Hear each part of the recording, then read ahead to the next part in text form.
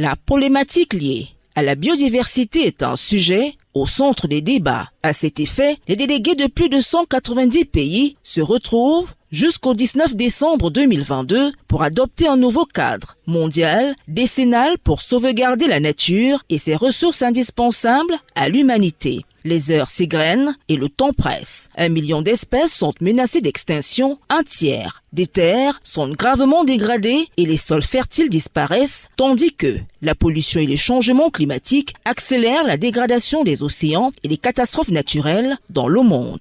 Pour le secrétaire général de l'Organisation des Nations Unies, Antonio Guterres, lors du lever de rideau du sommet d'un temps péremptoire, l'humanité est devenue une arme d'extinction massive au profit des appétits sans limite pour une croissance économique incontrôlée et inégale. La COP 15 de ce 7 décembre, semblable dans l'ombre des COP sur le climat, est une aubaine pour arrêter cette destruction rapide. Il s'agit donc de concrétiser un accord d'une vingtaine d'objectifs dont le principal vise à protéger 30% des terres et des mers. Le sommet, présidé par la Chine et déplacé au Canada en raison de la politique zéro Covid de Pékin, se déroule sans l'appui des leaders mondiaux pourtant venus en novembre à la COP Climat de Sharm el-Sheikh en novembre. Pour l'heure, l'ambition affichée est de sceller un accord aussi historique que celui de Paris en 2015. Les financements des pays riches vers ceux en développement est un point décisif avec la mise sur pied d'un fonds dédié à la diversité.